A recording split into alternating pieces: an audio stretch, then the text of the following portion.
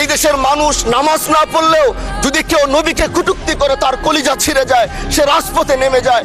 আমি বলবো যারা নবীকে কটূক্তি করে, নবীর নামে গালিগালাজ করে, এদের মৃত্যুদণ্ড এই আইনটাও যেন বাংলাদেশের এই সংসদ থেকে পাশ করা হয়।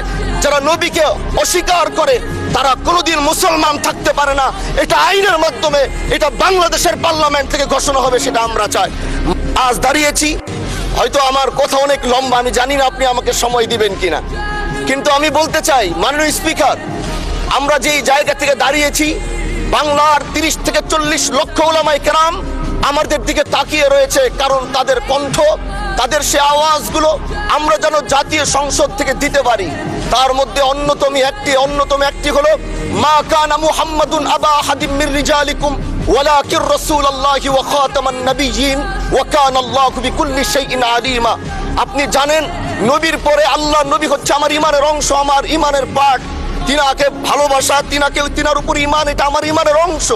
তিনি আমার শেষ নবী, যেটা কোরআন ঘোষণা দিয়েছে। নবীও বলেছে আনা খাতামুন নাবিয়্যিন আলা নাবিয়্যা বাদি, আমি শেষ নবী, আমার পরে কোনো নবী আসবে না।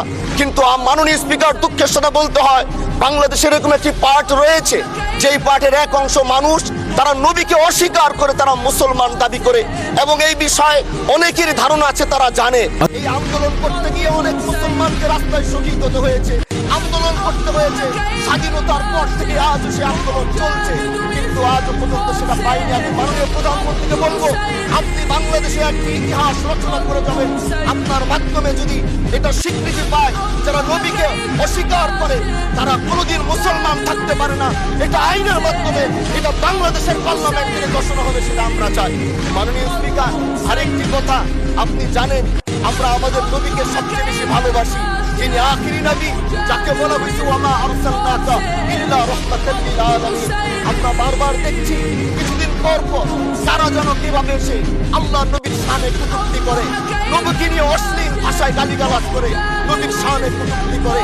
এই আন্দোলন, এই সংগ্রাম করতে গিয়ে আপনিও মানুষ স্পিকার দেখেছেন, রাস্তাঘাটে আন্দোলন করতে গিয়ে কত মানুষ মৃত্যুবরণ করেছে। যদি একবার বাংলাদেশের আইনে, কারণ মুসলমান যদি আমাদের বাংলাদেশের পার্সেন্টেজ অনুযায়ী আমাদের অবশ্যই মুসলমানদের সংখ্যা অনেক বেশি। আমরা তো অন্য কিছু চাচ্ছি না। এই দেশের মানুষ নামাজ না পড়লেও যদি কেউ নবীকে কটূক্তি করে তার কলিজা ছিঁড়ে যায়, সে রাজপথে নেমে যায়। আমি বলবো যারা নবীকে কটূক্তি করে, নবীর নামে গালিগালাজ করে, এদের মৃত্যুদণ্ড এই আইনটাও যেন বাংলাদেশের এই সংসদ থেকে পাশ করা হয়। মাননীয় স্পিকার, এই কথাগুলো বলতে গিয়ে অনেক কথা হারিয়ে যাচ্ছে। এলাকায় বলেছিলাম যে আমরা ন্যায়ের পক্ষে কথা বলবো, ইনসাফের পক্ষে কথা বলবো, তখন অনেকে হাত ধরে বলেছিল হানসালা ভাই, জাতীয় সংসদে যখন যাবে একটু বইলে হাতি হত্যার বিচারটা যেন হয়। জি, 2 মিনিট বাড়ানো হলো আরো। আজকে যে সন্তানটা ন্যায়ের পক্ষে কথা বলেছিল, ইনসাফের আওয়াজ দিয়েছিল, আমাদের মতোই যুবক, মাননীয় স্পিকার, তিনি এই যে স্বপ্ন বলেছিল এক সুন্দর বাংলাদেশ করবা, রাস্তার ভিতরে সেই স্বপ্ন থামিয়ে দেওয়া হয়েছে। এই বিচার যদি না হয় তাহলে আমাদের মতো হানজালাদের নিরাপত্তাও রাস্তায় কেউ দিতে পারবে না, মাননীয় স্পিকার।